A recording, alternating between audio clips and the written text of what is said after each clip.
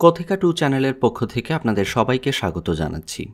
চলছে চার্লস ডিকেন্সের লেখা বিখ্যাত উপন্যাস আ ক্রিসমাস ক্যারল। আজ পাঠ করছি তৃতীয় পর্ব। এদিকে স্কুলটা ছেড়ে আসার প্রায় সাথে সাথে দুজনে পৌঁছে গেছে শহরের এক রাস্তায়। চারপাশে ছুটে চলেছে ব্যস্ত মানুষ, গাড়ি ঘোড়া। এক গাড়ি আরেক গাড়িকে পেছনে ফেলে এগিয়ে যাবার প্রতিযোগিতায় মত্ত, আর সব কিছুর মিলিত কোলাহলে গমগম করছে জায়গাটা। দোকানপাটগুলোর সাজসজ্জার দিকে চোখ পড়তেই বোঝা যাচ্ছে ক্রিসমাস আসন্ন। সন্ধ্যা পেরিয়ে গেছে, জ্বলে উঠেছে রাস্তার দুপাশের বাতি। একটা গুদামের দরজার কাছে থেমে গেল ভূতটা। জানতে চাইল ক্রুজ এটাকে চেনেন কিনা। চিনি মানে? উত্তেজনায় চেঁচিয়ে উঠলেন স্ক্রুজ। এখানেই তো আমার কর্মজীবনের হাতে খড়ি। দুজনে ঢুকে পড়ল গুদামের ভেতরে। একটা হাই ডেস্কের পেছনে বসে আছে এক বুড়ো, মাথায় পরচুলা। ডেস্কটা এত উঁচু যে বুড়ো আর ইঞ্চি দুয়েক লম্বা হলেই তার মাথা ঠুকে যেত ছাদের সঙ্গে। ভীষণ উত্তেজিত হয়ে চিৎকার দিয়ে উঠলেন ক্রুজ। আরে, এ তো বুড়ো ফেজিউইক! ঈশ্বর ওকে শান্তিতে রাখুন। ভাবতেই পারিনি আবার কখনো দেখব বুড়োকে। হাতে ধরা কলমটা নামিয়ে রেখে ঘড়ি দেখল ফেজিউইক। 7টা বাজে। হাত দুটো ঘষে ওয়েস্ট কোটটা টেনে টুনে ঠিক করল বুড়ো। প্রফুল্ল স্বরে বলে উঠল, হেপনেজার, ঠিক, এসো, এদিকে এসো। দেখা গেল স্ক্রুজ এখন যুবক। সঙ্গে শিক্ষানবিশের সাথে ধীরে ধীরে এগিয়ে এলো সে। ওর আসল নাম ডিক উইলকিন্স, ভূতকে বললেন স্ক্রুজ। খুব ভালোবাসতাম ওকে। আরে, এ যে সত্যি ডিক। কেমন আছিস রে? শুনতে পাচ্ছিস আমার কথা? শোনো বাছারা, বলল ফেজিউইক, আজ রাতে আর কোনো কাজ করতে হবে না। ক্রিসমাস ডিক, ক্রিসমাস অ্যাপনেজার। চলো এবার ঝটপট তুলে দেয়া যাক শাটারগুলো। জোরে হাততালি দিয়ে উঠল বুড়ো। যে দ্রুততার সাথে ওরা শাটার তোলার কাজটা শেষ করল তা চোখে না দেখলে বিশ্বাস করা কঠিন। বুড়োর কথা শেষ হতে না হতেই শাটার হাতে তীর বেগে তারা ছুটে গেল রাস্তায়। 1, 2, 3 শাটার তুলতে লাগলো তারা। 4, 5, 6 শাটারগুলো আটকে দিল পরস্পর। 7, 8, 9 12 গোনা শেষ করার আগেই 9টা শাটার তুলে দিয়ে ফিরে এলো তারা। হাঁপাতে লাগলো রেসের ঘোড়ার মতো। বাহ! চিৎকার ছেড়ে লাফিয়ে উঠল বুড়ো ফেজিউইক। এবার ঝটপট জায়গাটা পরিষ্কার করে ফেলো দেখি বাছারা, অনেক জায়গার দরকার হবে আমাদের। হাত লাগাও ডিক, ঝটপট অ্যাবনেজার। এবারেও ছোকরা দুটো দেখিয়ে দিল পরিষ্কার করা কাকে বলে। পরিষ্কার করা যায় এমন কিছুই বাদ রাখল না তারা। সমস্ত টুকিটাকি ঢুকিয়ে ফেলল বস্তায়, যেন আর কখনোই বের করার দরকার পড়বে না ওগুলো। সারা মেঝেতে পানি ঢেলে ঝাড় দিয়ে দিল, কমিয়ে দিল বাতি, কাঠ সাজিয়ে রাখল ফায়ারপ্লেসে। সব কাজই যেন হয়ে গেল চোখের পলকে। প্রশংসার দৃষ্টিতে তাকিয়ে তাকিয়ে ফেজিউইক শুধু দেখল। গুদামটা পরিবর্তিত হয়ে গেল বলরুমে। একটু পরেই স্বরলিপির খাতা হাতে ঘরে ঢুকল এক বেহালা বাদক। তারপর এক মুখ হাসি নিয়ে মিসেস ফেজিউইক। তার পেছনে পেছনে ফেজিউইকের 3 মেয়ে। তাদের পেছনে প্রেম কাতর 6 যুবক। আর তাদের পরে এলো আর সবাই। পরিচারিকা সাথে করে নিয়ে এসেছে তার রুটিওয়ালি খালাতো বোনকে।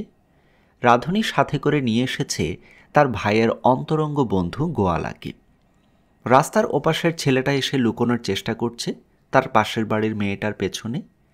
এভাবেই আসছে সবাই, একের পর এক।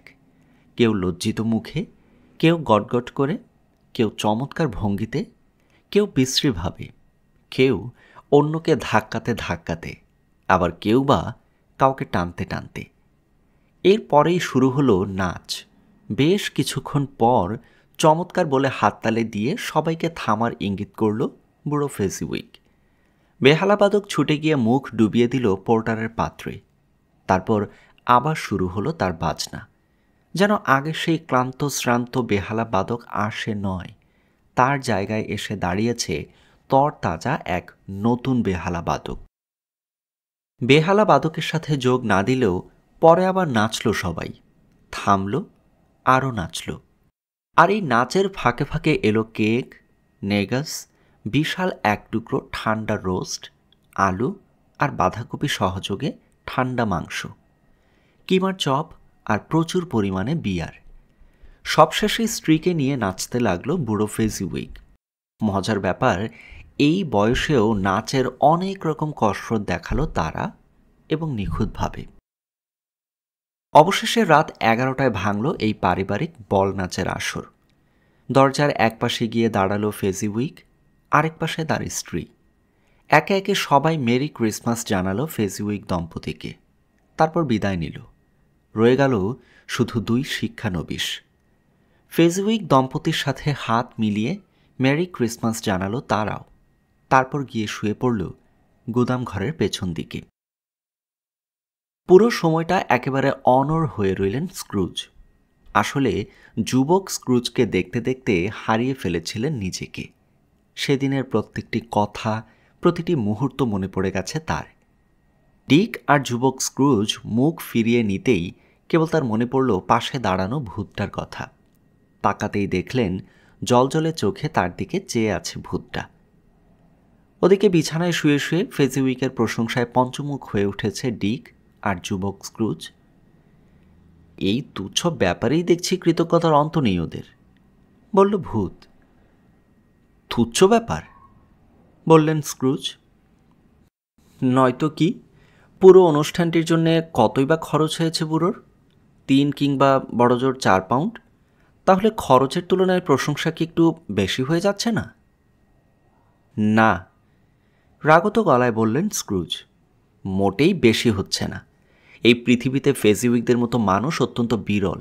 স্রেফ কথা বলে তারা মানুষকে আনন্দিত করে তুলতে পারে। ব্যাপারটা এমনই দুর্লভ, অর্থ দিয়ে তার মূল্য নিরূপণ করা যায় না। অবশ্য এসব আপনি ঠিক বুঝবেন না। থামলেন স্ক্রুজ।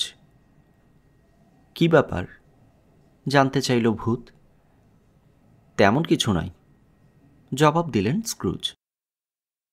হুম, নিশ্চয়ই কিছু একটা হয়েছে, জেদের সুরে বলল ভূত। না, বললেন স্ক্রুজ, এইমাত্র আমার কেরানির সাথে 2-একটা কথা বলতে ইচ্ছে হয়েছিল, ব্যাস, আর কিছু নয়। ওদিকে বাতি নিভিয়ে দিল যুবক স্ক্রুজ। প্রায় সাথে সাথেই দুজনে এসে দাঁড়ালো খোলা আকাশের নিচে। আমার সময় শেষ হয়ে আসছে, বলল ভূত। তাড়াতাড়ি, খুব তাড়াতাড়ি। কথাটা আপন মনে বললেও তৎক্ষণাৎ ঘটল একটা ঘটনা। আবার দেখা গেল স্ক্রুজকে। বয়স আরও বেড়েছে। চঞ্চল চোখজোড়া ঘুরে বেড়াচ্ছে চারপাশে। কমনীয়তা মুছে গিয়ে মুখে ফুটে উঠেছে লোভের ছাপ। শোকের পোশাক পরে পাশেই বসে আছে সুন্দরী একটি মেয়ে। 2 চোখ বেয়ে পানি ঝরছে তার। আমার জন্যে আর কিছুই আসে যায় না তোমার? নরম গলায় বলল মেয়েটি। একটা নতুন জিনিস আমার জায়গা দখল করে বসেছে। এতদিন ধরে তোমাকে আনন্দ দেওয়ার চেষ্টা করেছি, তোমাকে সুখী দেখতে চেয়েছি। এখন সেই জিনিসে যদি তোমাকে সুখ আর আনন্দ দিতে পারে, দুঃখ পাবার কিছুই থাকবে না আমার। জিনিসটা কি শুনি? সে এক মহামূল্যবান জিনিস।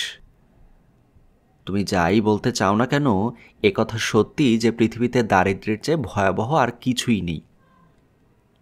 পৃথিবীকে তুমি বেশি বড় ভয় পাও, তাই না? বলল মেয়েটি।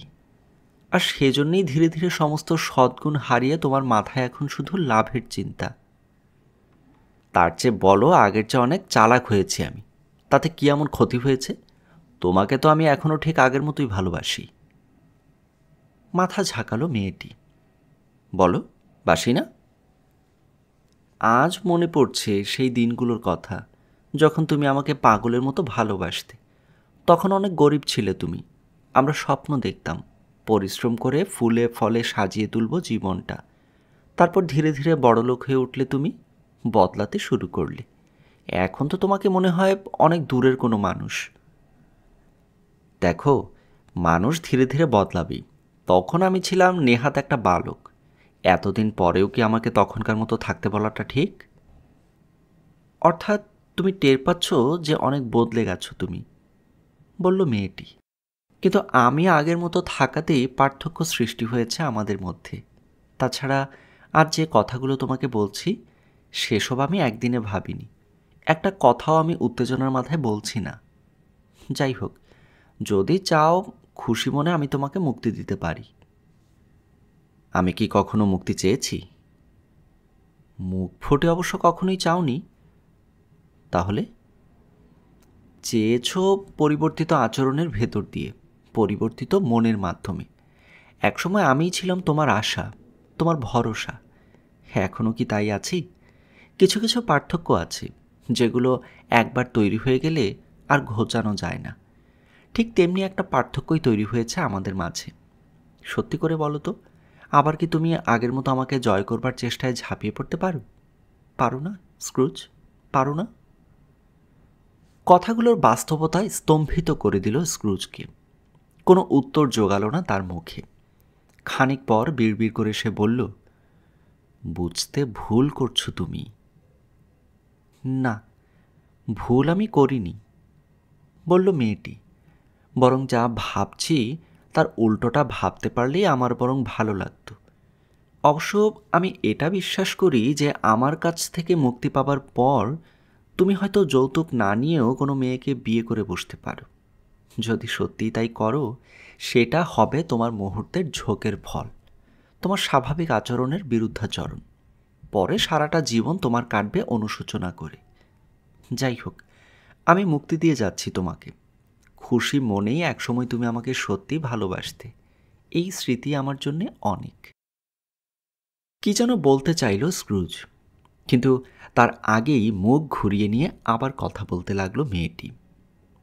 হয়তো কিছুদিন তুমি মনে রাখবে আমাদের ভালোবাসার কথা, তারপর ভুলে যাবে। দুঃস্বপ্ন ভেঙে জাগার পর যেমন সুখী হয় মানুষ, তেমনি খুশি হয়ে উঠবে। যাই হোক, যে জীবন নিয়ে তুমি সুখী হতে চাইছ তাতে সত্যি সত্যি সুখ খুঁজে পাও, এই কামনাই করি। চলে গেল মেয়েটি। ভূত, বললেন স্ক্রুজ। যথেষ্ট হয়েছে, আর কিছু দেখানোর দরকার নেই। এবার বাড়ি চলুন। আমার উপর অত্যাচার চালিয়ে কেন আনন্দ পেতে চাইছেন আপনি? আরেকটা দৃশ্য, বলল ভূত। না, চিৎকার করে উঠলেন স্ক্রুজ। আর একটাও নয়, আর কিছুই দেখতে চাই না আমি। কিন্তু কোনো কথা শুনল না ভূত। সবল বাহুর শক্ত বাঁধনে জড়িয়ে ধরল স্ক্রুজকে। ধীরে ধীরে আবার বদলে গেল দৃশ্যপট। দেখা গেল একটা ঘর। খুব বড় নয় ঘরটা, খুব সুন্দরও নয়, কিন্তু প্রথম দৃষ্টিতেই মনে হয় শান্তি যেন বাসা বেঁধে আছে এখানে। ফায়ারপ্লেসের পাশে বসে আছে অত্যন্ত সুন্দরী একটি মেয়ে। একটু আগে স্ক্রুজের সাথে যে মেয়েটি কথা বলছিল, এ অনেকটা তারই মতো দেখতে, তবে এখন সে পুরোদস্তুর মহিলা। সামনেই বসে আছে তার মেয়ে। সারা ঘর ফেটে পড়ছে কোলাহলে, কারণ আরও ছেলে মেয়ে আছে ঘরে, যদিও মানসিকভাবে বিক্ষুব্ধ থাকায় স্ক্রুজ তাদের খেয়াল করেননি। ভীষণ চিৎকার করছে বাচ্চাগুলো।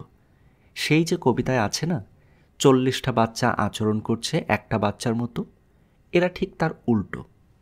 এদের একটা বাচ্চাই চেঁচাচ্ছে 40টা বাচ্চার সমান, অথচ এত চিৎকারেও বিরক্ত হচ্ছে না মা আর মেয়ে। হাসছে তারা দুজনেই। দেখতে তারাও যোগ দিল বাচ্চাগুলোর সাথে। ধাক্কা দিয়ে দুজনকেই মেঝেতে ফেলে দিল বাচ্চার দল। তারপর শুরু হলো অত্যাচার। কেউ চুল ধরে টানতে লাগলো, কেউ চিমটি কাটল, কেউ আবার লাফাতে লাগলো গায়ের উপর চড়ে। হা হা, আমি যদি ওই বাচ্চাগুলোর একজন হতাম, ভাবলেন স্ক্রুজ। কিন্তু ওরকম অত্যাচার করা তো সম্ভব না আমার পক্ষে। কিছুতেই পারতাম না আমি। পৃথিবীর যাবতীয় সম্পদের বিনিময়েও সোনালি ওই চুলের গুচ্ছ ধরে আমি টানতাম না। তবে অত্যাচার ছাড়াও আরও অনেক কিছু করেছে বাচ্চারা, যেগুলো করতে ভালোই লাগতো আমার। ভালো লাগতো ওকে চুমু খেতে, ভালো লাগতো ওর দীর্ঘ ভ্রুর দিকে চেয়ে থাকতে। বেনি খুলে এলোমেলো করে দিতেও মন্দ লাগতো না। মোট কথা, আমি ওর কাছে যেতে চাই শিশুর শরীরে পূর্ণবয়স্ক মানুষের মন নিয়ে। এক মনে কতক্ষণ ধরে এসব চিন্তা করছিলেন স্ক্রুজ ঠিক বলতে পারবেন না। হঠাৎ চমকে উঠলেন। দরজায় টোকা দিচ্ছে কে যেন। শব্দটা কানে আসার সাথে সাথে খেলা ফেলে হুড়মুড় করে ছুটল বাচ্চার দল। দরজা খুলতেই ঘরে ঢুকলেন বাবা, তার দুহাত ভরা ক্রিসমাসের খেলনায়। বাচ্চারা সবাই একযোগে ঝাঁপিয়ে পড়ল বাবার উপর। কেউ চেষ্টা করল হাত থেকে খেলনা কেড়ে নিতে, কেউ গলা ধরে ঝুলে পড়ল, কেউ ঘুষি মারতে লাগলো পিঠে, আবার কেউ বা পায়ে লাথি চালাতে লাগলো ভালোবাসার আতিশয্যে। এক ছেলে তো একটা খেলনা টার্কি ঢুকিয়ে দিল মুখের ভেতরে। বাবা মা ছুটে গেল হা হা করে, আর ঠিক তখনই খিলখিল করে হেসে উঠল দুষ্টুটা। অবশেষে একসময় থামল তাদের কোলাহল। একে একে ওপর তলায় গিয়ে শুয়ে পড়ল সবাই। স্ত্রী আর মেয়েকে নিয়ে ফায়ারপ্লেসের ধারে গিয়ে বসলেন ভদ্রলোক। স্ক্রুজের মনে হলো তারও থাকতে পারত ওরকম একটি মেয়ে, জীবনের এই বিবর্ণ শীতকালে যে এনে দিতে পারত বসন্তের ছোঁয়া। চোখ দুটো ঝাপসা হয়ে এলো তার। পেলি? স্ত্রীর দিকে ফিরে হাসি মুখে বললেন ভদ্রলোক। আজ বিকেলে তোমার এক পুরনো বন্ধুকে দেখলাম। কে? ভেবে বলো দেখি। মনে করছো পারবো না? হেসে উঠল মহিলা। মিস্টার স্ক্রুজ। ঠিক বলেছ, আজ তার অফিসের পাশ দিয়ে আসছিলাম। একটা মোমবাতি জেলে চুপচাপ বসেছিলেন তিনি। তার পার্টনারটি মরণাপন্ন। বিরাট এই পৃথিবীতে বেচারি সত্যি বড় একা। ভূত? ভাঙা গলায় বললেন স্ক্রুজ। আমাকে এখনই অন্য কোথাও নিয়ে চলুন। কিন্তু এগুলো তো অতীতে ঘটে যাওয়া ঘটনার ছায়া মাত্র, বলল ভূত। একদিন যা ঘটে গিয়েছে তাই দেখতে পাচ্ছ তুমি, এজন্যে অযথা আমাকে দোষ দিও না। অন্য কোথাও নিয়ে চলুন, চেঁচিয়ে উঠলেন স্ক্রুজ। আমি আর পারছি না, পারছি না। ভূতটার দিকে তাকাতেই স্ক্রুজ দেখলেন আজকে দেখা সবগুলো মানুষের ছায়া ভেসে উঠেছে তার মুখে। আমাকে ছেড়ে দিন, দয়া করে রেহাই দিন আমাকে। ভূতটার সাথে ধস্তাধস্তি করতে লাগলেন স্ক্রুজ। ভূতের কপালের আলোটা আরও উজ্জ্বল হয়ে উঠল। এক পর্যায়ে টুপিটা কেড়ে নিয়ে ভূতটার মাথার উপরে বসিয়ে দিলেন স্ক্রুজ। সাথে সাথে টুপির ভেতরে ঢুকে পড়ল ভূতটা। প্রাণপণে টুপিটা মেঝের উপরে ঠেসে ধরলেন স্ক্রুজ, কিন্তু আলোর বন্যা কিছুতেই রোধ করতে পারলেন না। হঠাৎ নিজেকে ভীষণ ক্লান্ত মনে হলো তার। ঘুমে টলে উঠল সারা শরীর। সামনে তাকাতেই চোখে পড়ল বিছানা, তারপর আর কিছু মনে নেই। হঠাৎ করেই ভেঙে গেল ঘুম। বিছানায় উঠে বসে স্ক্রুজ প্রথমটায় বুঝতে পারলেন না একটা বেজেছে কিনা। পরক্ষণেই ভাবলেন নিশ্চয়ই বেজেছে, নইলে এত গাঢ় ঘুম হঠাৎ করে ভেঙে যেত না। মার্লের পাঠানো দ্বিতীয় ভূতটা আসবে এখন। ভীষণ ঠান্ডায় কাঁপতে কাঁপতে স্ক্রুজ ভাবলেন আজকের ভূতটা আবার না জানি চাদরের কোন দিক ধরে টান দেয়। কথাটা মনে হতেই চাদর গুটিয়ে রেখে আবার শুয়ে পড়লেন তিনি। তীক্ষ্ণ নজর রাখতে লাগলেন বিছানার চারপাশে। আজকে সরাসরি ভূতটার মুখোমুখি হবেন তিনি, চমকে দেবার কোনো রকম সুযোগ দেবেন না। মোট কথা, সব রকম পরিস্থিতির জন্য প্রস্তুত হয়ে রইলেন স্ক্রুজ। শিশু কিংবা গন্ডার যে রূপ ধরেই ভূতটা আসুক না কেন, ঘাবড়ে যেতে রাজি নন তিনি। ধীরে ধীরে কাটতে লাগলো সময়। একসময় ঢং করে একটা বাজতে সামান্য চমকে উঠলেন স্ক্রুজ। তার ধারণা ছিল রাত 1টা বেজে গেছে ঘুম থেকে ওঠার আগেই। অপেক্ষা করতে লাগলেন তিনি, কিন্তু কোনো ভূত এলো না। কেটে গেল 5 মিনিট, 10 মিনিট, এমনকি 15 মিনিট, তবু এলো না কেউ। স্ক্রুজ লক্ষ্য করেছেন 1টা বাজার সাথে সাথে লালাভ একটা আলো এসে পড়েছে তার বিছানার উপর। যদিও এর কোনো অর্থ তিনি খুঁজে পাননি। আরও কিছুক্ষণ অপেক্ষা করার পরেও যখন ভূত এলো না, বিষয়টা গোড়া থেকে ভাবতে লাগলেন স্ক্রুজ। একসময় তার মনে হলো আলোটা পাশের ঘর থেকে আসছে। দেখতে দেখতে ধারণাটা বদ্ধমূল হয়ে চেপে বসল তার মনে। উঠে পড়লেন তিনি, চটি পায়ে এগিয়ে চললেন পাশের ঘরের দিকে। তালায় হাত দিতেই অদ্ভুত গলায় কে যেন ডেকে উঠল তার নাম ধরে। ভেতরে ঢুকতে বলল। ঢুকলেন স্ক্রুজ। কোনো সন্দেহ নেই ঘরটা তারই, কিন্তু অদ্ভুত পরিবর্তন হয়ে গেছে সেখানে। ছাদ আর দেয়াল থেকে ঝুলছে হোলি, মিসেলটো আর আইভি। পাতাগুলোয় আলো প্রতিফলিত হবার ফলে মনে হচ্ছে অসংখ্য ক্ষুদে আয়না যেন বসানো হয়েছে সারা ঘর জুড়ে। অদ্ভুত দর্শন এক চুলো থেকে বেরোচ্ছে আগুনের উজ্জ্বল শিখা।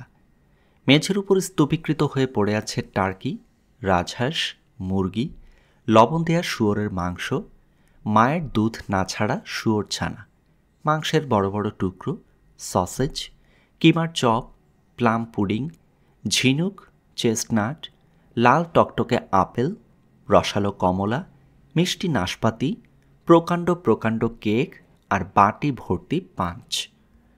স্তূপটার পাশেই বসে আছে বিশাল এক হাসিখুশি ভূত, হাতে মশাল। জ্বলন্ত মশালটা মাথার উপরে উঁচু করে ধরায় তার আলো এসে পড়েছে স্ক্রুজের গায়ে। এসো, প্রফুল্ল গলায় বলল ভূত। পরিচয় পর্বটা সেরে ফেলা যাক। আরে এসো, সংকোচের কিছু নেই। ভূতটার সামনে গিয়ে মাথা নিচু করে রইলেন স্ক্রুজ। এতক্ষণ ধরে সাহস বজায় রেখেছিলেন তিনি। ভূতটার আচরণেও ভয়ের কিছুই নেই, তবু কেন যেন চোখ তুলে তাকাতে ইচ্ছে হচ্ছে না। আমার দিকে চেয়ে দেখো, বলল ভূত। আমি বর্তমানকালের ক্রিসমাসের ভূত। সশ্রদ্ধ ভঙ্গিতে তাকালেন স্ক্রুজ। সাদা পশমের ঘের দেয়া সবুজ একটা রোব পরে আছে ভূতটা। অত্যন্ত শিথিলভাবে পরার ফলে বেরিয়ে আছে প্রশস্ত বুক। রোবের নিচ দিয়ে দেখা যাচ্ছে খালি পা, মাথায় জড়ানো একটা হোলির মালা। গাঢ় বাদামি কোকড়ানো চুলগুলো বেশ লম্বা, মুখটা অমায়িক। কোমরের কাছটায় ঝুলছে প্রাচীন একটা কোষ, যদিও তার ভেতরে তরবারি নেই। কোষটার সারা গায়ে মরচে ধরে গেছে। আমার মতো ভূত নিশ্চয়ই আগে কখনো দেখনি, বলল ভূতটা। জীবনেও না, বললেন স্ক্রুজ। আমাদের পরিবারের কম বয়সী কারোর সাথেও দেখা হয়নি কখনো, জানতে চাইল ভূত। মনে হয় না, বললেন স্ক্রুজ। কিছু মনে করবেন না, আপনার বুঝি অনেকগুলো ভাই? 1800-রও বেশি, বলল ভূত। আপনাদের পরিবারটির প্রশংসা না করে পারছি না, বিড়বিড় করে বললেন স্ক্রুজ। উঠে দাঁড়ালো ভূতটা। ভূত, নরম গলায় বললেন স্ক্রুজ।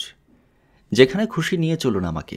গত রাতে গিয়েছিলাম ইচ্ছের বিরুদ্ধে, কিন্তু শিখেছি অনেক কিছু। যদি আপনিও আমাকে কিছু শেখাতে এসে থাকেন, এমন কিছু শেখান যাতে আমার উপকার হয়। আমার রোব স্পর্শ করো। রোবের একটা প্রান্ত চেপে ধরলেন স্ক্রুজ। হোলি, মিসেলটো, আইভি, টার্কি, রাজহাঁস, মুরগি, শুয়োরের নোনা মাংস, শুয়োর ছানা, সসেজ, চপ, পুডিং, পাঞ্চ সব উধাও হয়ে গেল চোখের পলকে। উধাও হলো ঘর, চুলোর আগুন, লালাভ আলো, এমনকি রাত। দুজনে এসে পৌঁছল শহরের এক রাস্তায়। ক্রিসমাসের সকাল। বাড়ির সামনে থেকে বরফ পরিষ্কার করতে করতে বেসুরো গলায় গান গাইছে লোকেরা। চারপাশে আর ছাদে বরফ থাকায় বেশ কালো মনে হচ্ছে বাড়িগুলোর সম্মুখ ভাগ। রাস্তায়ও জমে আছে পুরো বরফ, তার উপরে দেখা যাচ্ছে গাড়ির চাকার দাগ। মোড়ের কাছে অসংখ্য চাকা অতিক্রম করেছে একে অপরকে। মুখ গোমড়া করে আছে আকাশ, ছোট ছোট গলিগুলো শ্বাস রোধ করতে চাইছে মলিন কুয়াশা। আপাত দৃষ্টিতে আনন্দের কোনো চিহ্ন নেই শহরে কিংবা আবহাওয়ায়, তবু একটা প্রফুল্ল ভাব যেন ছড়িয়ে আছে চারপাশে। মনে হচ্ছে আনন্দের বার্তা নিয়ে হয়তো সূর্য আসবে দূর দেশ থেকে, প্রকৃতিকে ভরিয়ে দেবে হাসির হিল্লোলে। যারা বরফ সাফ করছে, আনন্দের অন্ত নেই তাদের। একজন আরেকজনকে বরফ ছুঁড়ে মারছে। কুৎসিত কথা ছুঁড়ে মারার চেয়ে এটা অবশ্য অনেক ভালো। বরফ ঠিকমতো আঘাত হানলে হেসে লুটিয়ে পড়ছে তারা। এমনকি লক্ষ্যভ্রষ্ট হলেও হাসির কমতি হচ্ছে না। মুরগির মাংসের কিছু কিছু দোকান খোলা আছে এখনও। ফলের দোকানগুলো সম্পূর্ণ খোলা। স্তূপ হয়ে আছে নাশপাতি আর আপেল। আঙুরগুলো এমনভাবে ঝুলিয়ে রাখা হয়েছে দেখলেই জিভে পানি আসে। পড়ে আছে কমলা আর লেবু। কাগজের ব্যাগে করে এগুলো নিয়ে যাওয়া হবে ডিনারের পর খাবার জন্য। চারপাশে ছড়ানো এই ফলগুলোর মাঝখানে সুন্দর করে সাজিয়ে রাখা হয়েছে সোনালি আর রূপালি মাছ। মাত্র 2টো কি 1টা করে শাটার খোলা আছে মুদি দোকানগুলোর, কিন্তু সেই ফাঁকটুকু দিয়েই দেখা যাচ্ছে হরেক রকম দৃশ্য। একপাশে স্তূপীকৃত হয়ে পড়ে আছে কিশমিশ, বাদাম, দারুচিনি। বাক্সের ভেতর থেকে উঁকি দিচ্ছে ফরাসি প্লাম। নাকে ঝাপটা মারছে উৎকৃষ্ট চা আর কফির সুগন্ধ। জিনিস নেয়ার জন্য ঠেলাঠেলি করছে ক্রেতারা। এদিক সেদিক ছুটোছুটি করে টুকিটাকি নানান জিনিস কিনে তার অর্ধেকটাই হয়তো ফেলে রেখে যাচ্ছে কাউন্টারে। কিছুক্ষণের মধ্যেই আবার ফিরে আসছে হন্তদন্ত হয়ে। মুদি তার কর্মচারীদের নিয়ে হাসি মুখে সামাল দিচ্ছে সব কিছু। একটু পরেই গির্জা থেকে ভেসে এলো ঘণ্টাধ্বনি। দেখতে দেখতে মানুষের ঢল নামল রাস্তায়। যথাসাধ্য ভালো পোশাক পরেছে সবাই। সবার মুখ ভরে আছে খুশিতে। পরিচিত কারো সাথে দেখা হলে কুশল জিজ্ঞেস করছে তারা। ডিনার কেনার জন্য যাচ্ছে বেকারিতে। ভূতটার ভাবসাবে মনে হলো লোকগুলোকে দেখে খুব খুশি হয়েছে সে। স্ক্রুজকে সাথে নিয়ে সে গিয়ে দাঁড়ালো বেকারির দরজায়। এক একটা লোক বেরিয়ে এলো ডিনার নিয়ে, আর হাতে ধরা মশাল থেকে সেই ডিনারে সুগন্ধি ছড়িয়ে দিতে লাগলো ভূতটা। আর এই সুগন্ধির শক্তিও বড় অদ্ভুত। বেরোনোর সময় হয়তো একজনকে ঠেলে ফেলে আগে যেতে চাইছে কেউ, কিন্তু ভূতের সুগন্ধির কয়েকটা ফোঁটা মাথায় পড়ার সাথে সাথে হেসে উঠছে দুজনেই।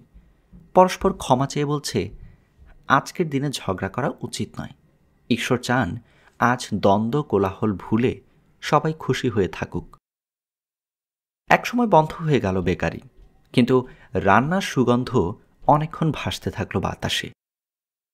যে জিনিসটা আপনি ছড়িয়ে দিচ্ছেন তাতে অদ্ভুত একটা গন্ধ আছে, তাই না? জানতে চাইলেন স্ক্রুজ। হ্যাঁ, আমার নিজের তৈরি গন্ধ। আজকের যে কোনো ডিনারে থাকবে এই সুবাস? আবার জানতে চাইলেন স্ক্রুজ। হ্যাঁ, যদি সেই ডিনার বিতরণ করা হয় দয়ার্দ্র হৃদয়ে, বিশেষ করে যদি সেটা হয় দরিদ্রজনকে। গরিবদের ব্যাপারে এত গুরুত্ব দিচ্ছেন কেন? কারণ খাবার তাদেরই সবচেয়ে বেশি দরকার। ভূত, ভাবতে আমার খুব আশ্চর্য লাগছে যে এই মানুষগুলোর নির্মম আনন্দের মাঝে আপনিই কিনা একটা মূর্তিমান বাধা। আমি? চেঁচিয়ে উঠল ভূত। আপনি তো 7 দিনের ভেতর একদিন তাদের এই খাবারের সুযোগ থেকে বঞ্চিত করে রাখেন। বলতে গেলে সপ্তাহে মাত্র ওই একদিনই তো ওদের কোনো রকমের খাবার জোটার সুযোগ থাকে। আমি তাতে বাধা দিয়ে কি করে? আবার চেঁচিয়ে উঠল ভূত। আপনি তো চান যে জায়গাগুলো থেকে ওদের খাবার বিতরণ করা হয় সেগুলো 7ম দিনটিতে বন্ধ থাকুক। আমি চাই। কোনো ভুল হয়ে থাকলে ক্ষমা করবেন, বললেন স্ক্রুজ। কাজটা তো করা হয়ে থাকে আপনার নামে, অন্তত আপনাদের পরিবারের নামে। হ্যাঁ, তোমাদের অনেকেই আমাদের সব কিছু জানে বলে দাবি করে বটে, বলল ভূত। অথচ গর্ব, অশুভ কামনা, ঘৃণা, হিংসা, গোঁড়ামি, স্বার্থপরতা এইসব নিয়ে মত্ত থাকো তোমরা। আমি কিংবা আমাদের বংশের কেউ এগুলোর নাম পর্যন্ত শুনেনি। সুতরাং যারা দোষী তাদেরকেই অভিযুক্ত করো, আমাদের নয়। স্ক্রুজ হলফ করে বললেন যে এমন ভুল আর কখনো হবে না। তারপর ভূতটার সাথে গিয়ে হাজির হলেন শহরতলিতে। স্ক্রুজ খেয়াল করলেন ভূতটার একটা বিরাট গুণ হল অত বড় শরীর সত্ত্বেও অনায়াসে যেখানে খুশি যেতে পারে। শহরতলিতে এসেও পাওয়া গেল সেই গুণের পরিচয়। ভূতটা গিয়ে দাঁড়ালো অত্যন্ত নিচু ছাদওয়ালা একটা ঘরে। গরিবদের প্রতি একটা বিশেষ টানের জন্যেই সম্ভবত ভূতটা এসে উপস্থিত হল স্ক্রুজের কেরানির বাড়িতে। চৌকাঠের কাছে দাঁড়িয়ে হাসল সে। তারপর মশাল থেকে সুগন্ধি ছড়িয়ে শুভ কামনা করল বব ক্র্যাচিটের। দেখা গেল মিসেস ক্র্যাচিটকে। পরনে সস্তা একটা গাউন। তার পেছনেই ক্র্যাচিটদের দ্বিতীয় মেয়ে বেলিন্ডা। এক কোণে বসে আলুর সসপ্যানে কাঁটা চামচ ঢুকিয়ে নাড়াচাড়া করছে পিটার ক্র্যাচিট। সেই সাথে চিবুচ্ছে জামার কলার। জামাটা আসলে বব ক্র্যাচিটের। আজকের এই বিশেষ দিনটির খাতিরে সেটা সে পরতে দিয়েছে পুত্রকে। হঠাৎ ছুটে এসে ঘরে ঢুকলো তাদের আরও 2 সন্তান। বেকারিতে রাজহাঁসের মাংসের গন্ধ পাওয়া গেছে, এই সংবাদটা দিয়েই খুশিতে নাচতে লাগলো তারা। আর এই নাচ দেখে চুলোর আগুন আরও উস্কে দিল পিটার। 2-1 মিনিটের মধ্যেই আলুগুলো ধাক্কা মারতে লাগলো সসপ্যানের ঢাকনিতে। তোমাদের মহামূল্যবান বাবাটি কি কখনোই যথাসময়ে আসবে না? বলল মিসেস ক্র্যাচিট। আর টাইনি টিম, মার্থাই বা এত দেরি করছে কেন? আমি এসে গেছি মা, ঘরে ঢুকতে ঢুকতে বলল একটি মেয়ে। এই তো এসে গেছে মার্থা, একসাথে চেঁচিয়ে উঠল ছোট 2 ভাই বোন। জানো, বেকারিতে রাজহাঁস রান্না হচ্ছে। এত দেরি করলি কেন? মেয়েকে বারবার চুমু খেতে খেতে বলল মিসেস ক্র্যাচিট। দ্রুত হাতে খুলে ফেলল শাল আর বনেট। একটা কাজ শেষ করতে করতে রাত হয়ে গেল কাল, বলল মার্থা। আজ সকালে আবার পরিষ্কার করতে হলো ঘরদোর। যাক, আসতে যে পেরেছিস এই ঢের, বলল মিসেস ক্র্যাচিট। আয়, আগুনের পাশে এসে বস। না না, বাবা আসছে, আবার চেঁচিয়ে উঠল 2 ভাই বোন। লুকাও মার্থা, লুকাও। তৎক্ষণাৎ লুকালো মার্থা। টাইনি টিমকে কাঁধে নিয়ে ঘরে ঢুকল বব ক্র্যাচিট। কি দুঃখের, টাইনি টিম ক্রাচ ছাড়া হাঁটতে পারে না। আমার মার্থা মা কোথায়? ঘরের চারদিকে একটা নজর বুলিয়ে জানতে চাইল বব ক্র্যাচিট। মার্থা আসবে না, বলল মিসেস ক্র্যাচিট। আসবে না? চেঁচিয়ে উঠলেন বব। আজকের দিনেও আসবে না? বাবার মুখে কষ্টের ছাপ ফুটে উঠতে দেখে আর লুকিয়ে থাকতে পারল না মার্থা। ক্লজেটের দরজার পেছন থেকে বেরিয়ে এসে বাবাকে জড়িয়ে ধরল সে। টাইনি টিম কেমন আছে জানতে চাইল মিসেস ক্র্যাচিট। ভালো, খুব ভালো, বলল বব। ধীরে ধীরে আরও ভালো হয়ে উঠছে ও। এক নাগারে বসে থাকতে থাকতে চিন্তাশক্তিও অনেক বেড়েছে ওর। আমার সাথে বাড়ি আসতে আসতে ও কি বলছিল জানো? বলছিল ওর পঙ্গুত্ব দেখে গির্জার সবাই সহানুভূতিশীল হয়ে উঠবে ওর প্রতি, ওর আরোগ্য লাভের জন্য প্রার্থনা করবে ঈশ্বরের কাছে। ক্রিসমাসের এই মহান দিনটিতে ঈশ্বর ভালো করে দেন পঙ্গুদের, দৃষ্টি ফিরিয়ে দেন অন্ধের। সত্যি ধীরে ধীরে ভালো হয়ে উঠছে টিম। এই কথাটা আরেকবার বলার সময় গলা কেঁপে উঠল ববের। আর ঠিক তখনই ভেসে এলো টিমের ক্রাচের শব্দ। 2 ভাই বোনের সাথে সে বাথরুমে গিয়েছিল হাত মুখ ধুতে। ঘরে ঢুকে ফায়ারপ্লেসের পাশে বসে পড়ল টিম। এগিয়ে গিয়ে ওর জামার হাতা দুটো গুটিয়ে দিল বব। 2 ভাই বোন সহ পিটার গেল বেকারিতে এবং কিছুক্ষণের মধ্যেই হৈ হৈ করতে করতে ফিরল তারা রাজহাঁস নিয়ে। রাজহাঁস দেখার সাথে সাথে সবাই এমন তাড়াহুড়ো শুরু করে দিল যেন এরকম পাখি পৃথিবীতে খুব বেশি নেই। মাংসের ঝোল তৈরি করল মিসেস ক্র্যাচিট, আলু ভর্তা করল পিটার, আপেলের সসে মিষ্টি মেশালো বেলিন্ডা, থালাগুলো পরিষ্কার করল মার্থা। টাইনি টিমকে নিয়ে টেবিলের এক পাশে বসে পড়ল বব। চারপাশ ঘিরে বসল আর সবাই। অবশেষে একসময় সমস্ত ডিশ সাজিয়ে দেওয়া হলো টেবিলে। প্রার্থনার পর একটা ছুরি হাতে নিল মিসেস ক্র্যাচিট। দম বন্ধ করে রইল বাচ্চারা। তারপর ছুরিটা রাজহাঁসের বুকে বসিয়ে দিতেই ঘর ভেঙে পড়ার উপক্রম হলো তুমুল চিৎকারে। এমনকি টাইনি টিমও তার ছুরির হাতল দিয়ে বাড়ি দিতে লাগলো টেবিলে। দুর্বল গলায় বলল, হুররে! আপেলের সস আর আলুর ভর্তা সহযোগে রাজহাঁসের মাংস খেতে লাগলো সবাই। বব বলল, খুব ভালো সস্তা পাওয়া গেছে রাজহাঁসটা। শেষমেশ হাড়ের একটা মাত্র ছোট টুকরো পড়ে রইল ডিশে, আর সেটা দেখিয়ে মিসেস ক্র্যাচিট বলল, রাজহাঁসটা এত বড় যে সবাই মিলে খেয়েও শেষ করা গেল না। অবশ্য পেট পুরে খেয়েছে সবাই, বিশেষ করে ছোট 2 ভাই বোন তো খেয়েছে গলা পর্যন্ত। রাজহাঁস পর্ব সারা হতে থালাগুলো বদলে দিল বেলিন্ডা। মিসেস ক্র্যাচিট গেল পুডিং আনতে।